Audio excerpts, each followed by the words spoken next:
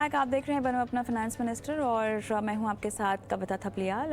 वो पड़ाव जहां पर हम दर्शकों के सवालों के जवाब देते हैं, लेकिन हम दर्शकों को शो में शामिल करें उससे पहले आइए आपको बता देते हैं वो व्हाट्सएप नंबर जिसके ज़रिए आप हम तक पहुंच सकते हैं। हमारा एक ख़ास व्हाट्सएप नंबर है जहां पर आप अपने सवाल हम तक पहुँचा सकते हैं, सीधा हमें संपर्क कर सकते हैं 9619873567। इस नंबर पर अपने फाइनेंशियल पोर्टफोलियो से जुड़े सवाल आप हमें भेज दीजिए। आपका सवाल mutual fund, insurance, credit card या लोन से जुड़ा हुआ हो या किसी भी तरह से आप फाइनेंशियल प्लानिंग अपनी करवाना चाहते हैं तो अपने सवाल आप हमें इस व्हाट्सएप नंबर पर डाल सकते हैं। सवाल का वीडियो भी बना सकते हैं या अगर आप चाहें तो सवाल लिखित रूप में भेज सकते हैं और हम आपके सवालों को शो में शामिल करेंगे।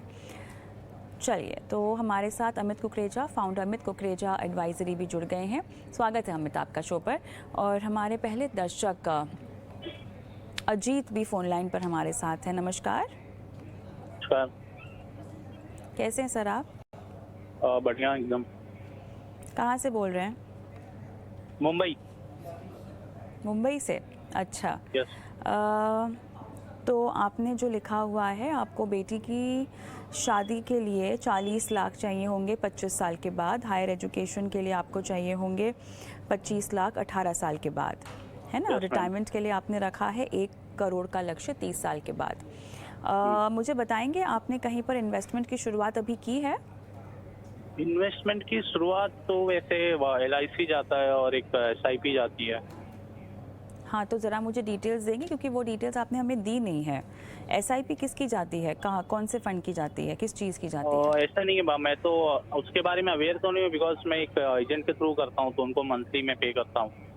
अब वो इन्वेस्ट करते हैं कहाँ पर दैट आई डोंट। आपको अपनी स्कीम्स के बारे में भी नहीं पता? बट अभी रिसेंटली स्टार्ट किया ना, लास्ट 2-3 मंथ्स में, तो मैंने कुछ डिटेल्स लिए नहीं। सर, कभी भी शुरू किया हो आपने, मेहनत की कमाई तो आपकी है ना? तो हाँ, बट जो अभी आपके मैंने पैसे राइट वो नाउ तो उनसे कोई डिटेल्स पूछा नहीं। फिक्स अमाउंट मंथली में पे कर देता हूँ उनको। कितना आप उनको देते हैं? अभी तो 3000 ही दिया, 3000 से स्टार्ट किया था मैंने मंथली। कितनी स्कीम्स में डालते हैं वो? I am not aware ma'am. चलिए, इसी तरह के फाइनेंशियल बिहेवियर को हमारी बदलने की कोशिश है, क्योंकि आपको पता है कि आप जो SIP की बात कर रहे हैं वो पैसे वो म्यूचुअल फंड्स के ज़रिए अगर लगा रहे हैं तो वो शेयर बाज़ार में लगेंगे।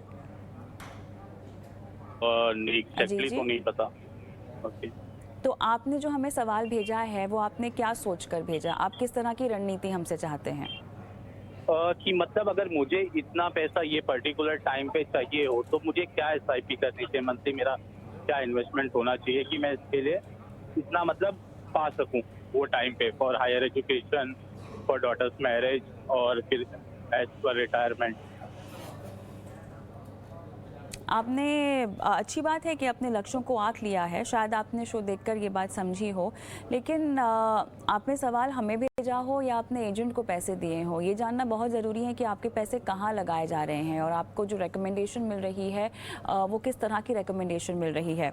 आपको हम सलाह तो देखिए दिलवा देंगे हमारे एक्सपर्ट से, लेकिन आपके लिए काम करने वाली बात ये है कि आप अपने एजेंट से पूछेंगे कि वो किस तरह की SIP कर रहे हैं। और SIP एक माध्यम होता है। आप बिल्कुल मेरी बात सुन लीजिए। आप SIP एक माध्यम है निवेश करने का। आपको शेयर बाज़ार में पैसे लगाने हो, आपको किश्तों में स्टॉक्स खरीदने हो, शेयर खरीदने हो, या आपको म्यूचुअल फंड में निवेश करना हो, अपने आप में ये एक प्रोडक्ट नहीं है, ये एक ज़रिया है निवेश करने का। और आपको अब हम जो बताएंगे वो आपको म्यूचुअल फंड्स के ज़रिए रणनीति बताएंगे। और ये जो म्यूचुअल फंड्स होते हैं ये भी बाज़ार से ही जुड़े हुए होते हैं। बाज़ार की चाल का असर इनकी चाल पर भी पड़ता है। तो अजीत जी, नाम तो आपको मिल जाएंगे फंड्स के, ठीक है, लेकिन उसके बाद आपके ऊपर मेहनत का काम ये है कि आपको पढ़ाई लिखाई करनी है और आगे से किसी को भी आंख बंद करके आपकी मेहनत की कमाई। आपके 2 बच्चे हैं ना अजीत जी, आप समझते हैं इस बात को? एक डॉटर है मुझे। आपके हेलो। बच्चे हैं, उनके लिए आप इतनी मेहनत करते हैं और वो पैसे आप दे रहे हैं किसी को लगाने के लिए, आपको मुनाफा कमा के देने के लिए। पता होना चाहिए आपको कि आपके पैसे कहाँ लगाए जा रहे हैं। बहरहाल समय मेरे पास ख़त्म हो रहा है, दूसरे दर्शक भी हैं। अमित, बताएं।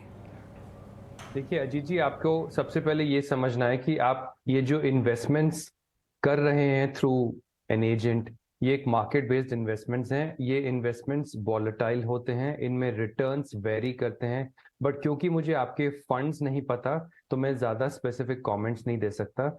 लेकिन मैं अगर आपको मार्केट बेस्ड इन्वेस्टिंग के आधार पे 10% की एनुअलाइज्ड रिटर्न से कुछ सजेस्ट करूं, अगेन ये इंडिकेटिव रिटर्न्स हैं, तो आपका जो पहला गोल है जिसमें आपको 18 साल में 25 लाख जमा करने हैं, उसके लिए आपको 5,000 रुपए की एसआईपी करनी होगी।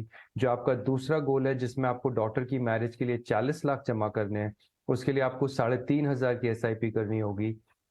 जो आपका रिटायरमेंट गोल है जिसके लिए आपको 30 साल में 1 करोड़ जमा करने हैं, उसके लिए आपको 4,000 रुपए की एसआईपी करनी होगी।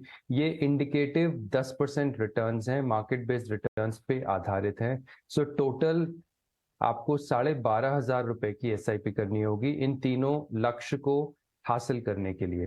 लेकिन छोटी छोटी चीजें आपको ध्यान में देनी है कि इन्फ्लेशन भी एक फैक्टर होता है। मतलब जो कॉस्ट अभी आपको 25 लाख या 40 लाख या 1 करोड़ लग रही है, वो उस टाइम के बाद जब आपको इन पैसों की जरूरत है, वो कॉस्ट इन्फ्लेशन से बढ़ के काफी आगे हो चुकी होगी। तो आपको इन्फ्लेशन बेस्ड प्लानिंग करनी चाहिए, आपको मार्केट बेस्ड इन्वेस्टमेंट करनी चाहिए, लेकिन उसको अच्छे से समझ के, उसमें वेरिएबल रिटर्न, उसमें रिस्क फैक्टर क्या होते हैं, आप कितनी चीजों को ट्रैक कर सकते हैं, या किस एक्सपर्ट को एंगेज करके अपना पोर्टफोलियो बना के उसको गोल से टैग करके अचीव कर सकते हैं।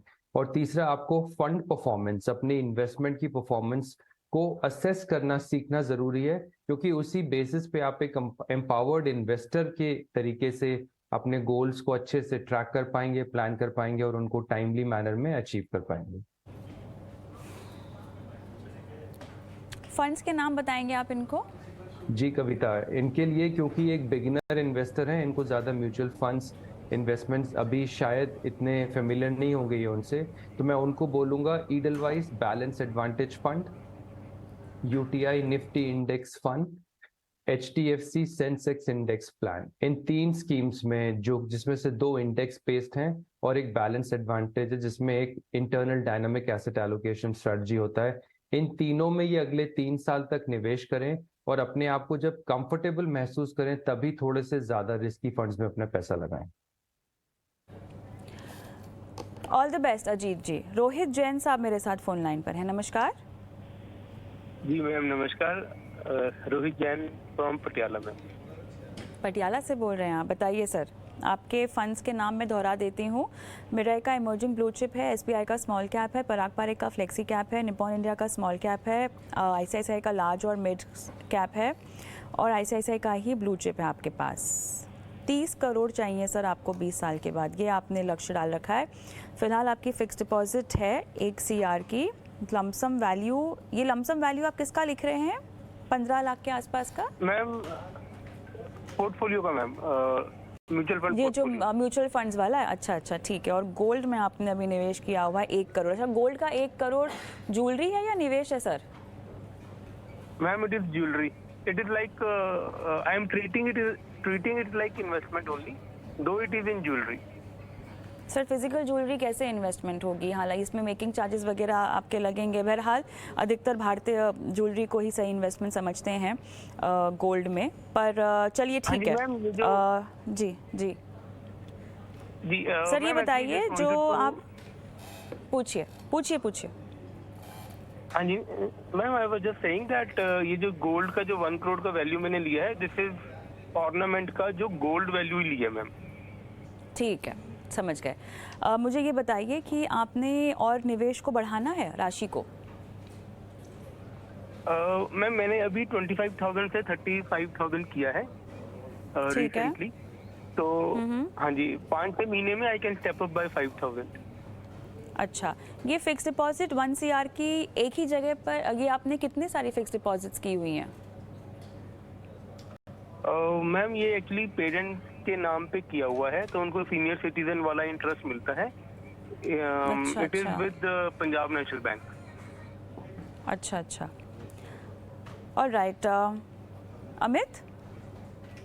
श्योर। रोहित, आपकी एज कितनी है मुझे क्विकली बताइए। Sir, my age is 41। 41, okay Rohit. Rohit, आपने जो एक्सप्रेस किया है अपने ईमेल के जरिए, वो क्लियरली मुझे एक वेल्थ मैक्सिमाइजेशन गोल लग रहा है।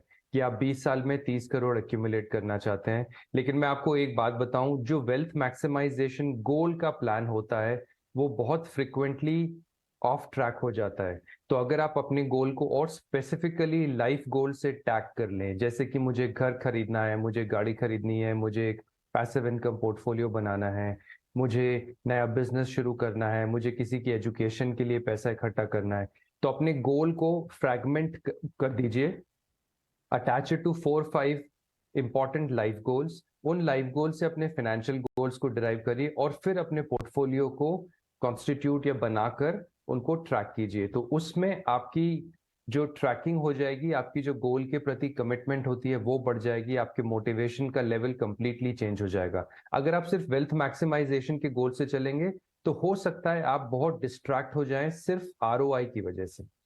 दूसरी बात, आपका बहुत बड़ा अमाउंट गोल्ड में है और बहुत ही बड़ा अमाउंट फिक्स डिपॉजिट्स में, और एक बहुत ही छोटा अमाउंट म्यूचुअल फंड्स में है, 15 lakh compare to 1 crore in each in the other 2 categories. तो आप एक रिस्की इन्वेस्टर का मुझे एक फ्लेवर दे रहे हैं, क्योंकि आपने जो भी फंड्स चूज किए हैं वो सारे बहुत अच्छे हैं, लेकिन सारे हाई रिस्क हाई रिवॉर्ड वाले फंड्स हैं। तो एक तरफ आपने कैपिटल कंजर्वेशन या कैपिटल प्रोटेक्शन एफडी के जरिए रखा है, और गोल्ड की तरफ आपने कुछ ज्यादा ही पैसा लगा दिया, दूसरी तरफ आपने हाई रिस्क म्यूचुअल फंड्स ले लिए। तो थोड़ा सा आप अपने एसेट एलोकेशन को रीविजिट कीजिए, और एसेट एलोकेशन को रीविजिट करके गोल बेस्ड प्लानिंग कीजिए कि इस गोल के लिए मुझे इतना एसेट एलोकेशन रखना है, इतना परसेंट गोल्ड, इतना परसेंट फिक्स्ड इनकम, इतना परसेंट इक्विटी म्यूचुअल फंड्स, और इतना परसेंट मुझे कोई और एसेट क्लास, रियल एस्टेट या समथिंग। तो अगर आप इस लमसम से 2.25 करोड़ का लमसम से और 35,000 के एसआईपी से कंटिन्यूस इन्वेस्टिंग करते हैं अगले 20 साल में, तो आप 30 करोड़ का गोल अचीव करने के लिए आपको अप्रोक्सीमेटली 13% की एनुअलाइज रिटर्न चाहिए होगी, 13% एनुअलाइज्ड, विच मींस आपका वेटेड रिटर्न, मतलब FD, gold, equity, mutual fund, सबका एक एवरेज वेटेड रिटर्न 13% होना चाहिए, तभी आप 30 करोड़ के आसपास पहुंच जाएंगे। अगर आप इसी तरह से फिक्स डिपॉजिट और गोल्ड का एलोकेशन रखेंगे इसी प्रोपोर्शन में, तो मुझे नहीं लगता वेटेड एवरेज 9% से ज्यादा बना पाएंगे, 8%, 7%, 7.5%, जिससे आप करीब 12 से 15 करोड़ का ही गोल अचीव कर पाएंगे। तो आपको बहुत सारे फैक्टर्स असेस करने हैं Rohit.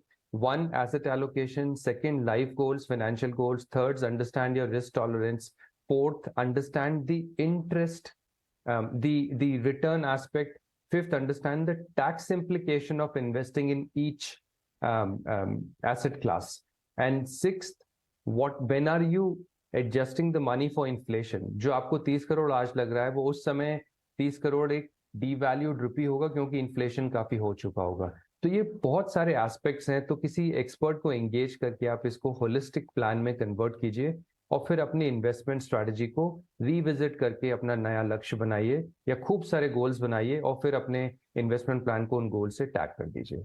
That's my advice to you Rohit. Rohit, कोई सवाल पूछना है आपको? हाँ जी मैम, एक चीज शेयर करना था मुझे कि मेरा जो प्लान है मैम कि फिक्स डिपॉजिट्स में जो मैंने और जो गोल्ड में जो मैंने इन्वेस्टमेंट किया है, अब मैं इसको और आगे बढ़ाना नहीं चाहता मैम, अभी मैं इसको यहीं पर ही रखना चाहता हूँ। और इसको मैंने इन्वेस्ट इसीलिए किया था यहाँ पे कि since I am the single earning member of the family, तो since you know that in a private sector these days there are many cases of lay off which are happening, तो मैंने एक उस एंगल से to have some income in case of any worst case scenario, I have built up that portfolio into fixed deposits and gold so that I can at least run the family. तो उसके लिए आपके पास एक बेहतरीन विकल्प है, तो इसके लिए आपके पास एक बेहतरीन विकल्प है, उसको इमरजेंसी फंड कहते हैं। झटपट बता दीजिए अमित, कैसे बनता है इमरजेंसी फंड? 3 साल का जो मंथली एक्सपेंस है वो टोटल अमाउंट करके आप किसी एफडी में रख लीजिए, उसके बाद आप कुछ टैक्स एफिशिएंट प्रोडक्ट्स में चले जाइए और पैसा बचाइए। लेकिन अगर आपका रिस्क एपेटाइट लो है, मैं आपके रीजंस को बहुत अच्छे से समझता हूँ रोहित, आप एक फैमिली को अच्छे से चलाना चाहते हैं, उसको फाइनेंशियल प्रोटेक्शन और support through out the difficult times देना चाहते हैं, तो वो ठीक है। बस उसका इम्पैक्ट ये है रोहित कि आप अपने रिटर्न्स को आपको बहुत नीचे रखना पड़ेगा, 6, 7, 8, 9%, उससे आप 30 करोड़ का लक्ष्य नहीं अचीव कर पाएंगे 20 साल में। तो आपको उस बिग लॉफ्टी गोल को अचीव करने के लिए थोड़ा सा मार्केट लिंक्ड इन्वेस्टमेंट्स अग्रेसिवली बढ़ाना पड़ेगा ताकि रिटर्न्स आपको वेटेड रिटर्न्स अच्छे मिले, या फिर आप जो बेस्ट कर पा रहे हैं उसी में ही कॉम्प्रोमाइज करके उसी आउटपुट से या उसी आउटकम के साथ आराम से अपनी जिंदगी जिए। All the best Rohit. चलिए शो को आगे बढ़ाते हैं। अब सीधा रुख करते हैं निवेश के गुरु मंत्र की ओर।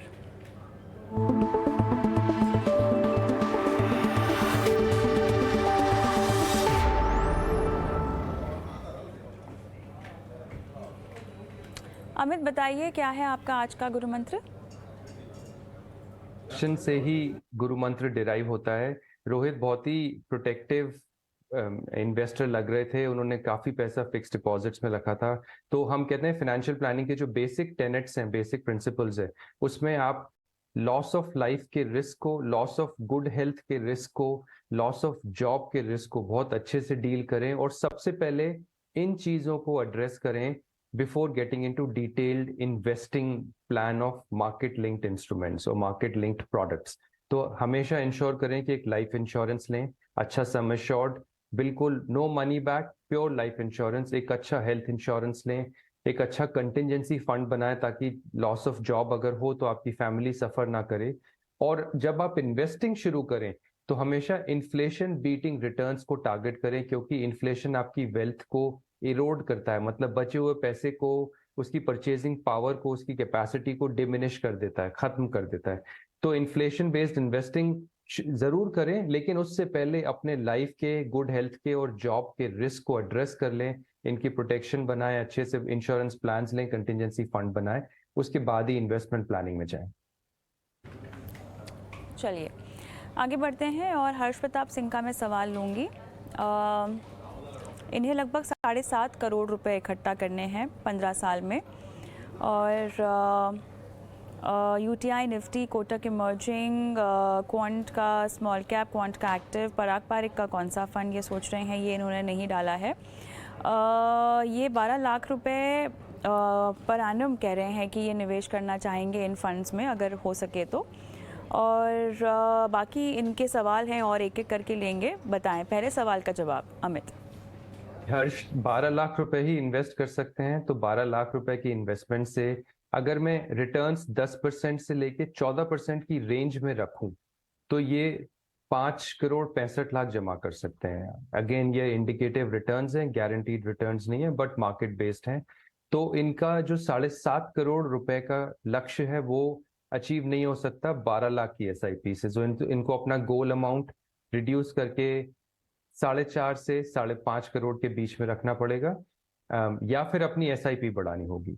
और जो इन्होंने स्कीम्स शॉर्टलिस्ट किए हैं जिनमें ये पैसा लगा रहे हैं, UTI, Nifty, Kotak emerging, Quant small, Quant active, Parag Parikh, flexi cap, ये पांचों बेहतरीन परफॉर्मेंस स्कीम्स हैं, इसी में इन्वेस्टमेंट करें। अगर ये 1 लाख रुपए की SIP कर रहे हैं तो तीनों में 20-20 हजार रुपए का SIP कर सकते हैं। मैं एज्यूम कर रहा हूं कि इनकी रिस्क टॉलरेंस या रिस्क टेकिंग कैपेसिटी अच्छी है, तो इन फंड्स की जो वॉलेटिलिटी होगी, जिसमें एक स्मॉल कैप है, एक फ्लेक्सी कैप है, एक मल्टी कैप है, एक मिड कैप है, उस वॉलेटिलिटी से ये ज्यादा प्रभावित नहीं होंगे और अपने इन्वेस्टिंग प्लान को और इन्वेस्टिंग डिसिप्लिन को बरकरार रखेंगे। अमित, इनका एक दूसरा सवाल, ये मिड कैप कैटेगरी को लेकर थोड़े से कंफ्यूज्ड हैं। ये कह रहे हैं कोटक इमर्जिंग इक्विटी का AUM बहुत ज़्यादा हो गया है, 24,000 करोड़ से ज़्यादा का है। और दूसरा इन्होंने कंसिडर किया है SBI का मैग्नम मिड कैप, और उसके एक्सपेंस रेशियो से वो थोड़े से परेशान है कि क्या इतना बड़ा ज़्यादा एक्सपेंस रेशियो देना चाहिए या नहीं देना चाहिए। बताएं। मैं हर्ष को यही बोलूँगा कि ये बहुत ही प्रिलिमिनरी पैरामीटर्स हैं, लेकिन ये आपके सिलेक्शन क्राइटेरिया नहीं होने चाहिए हर्ष।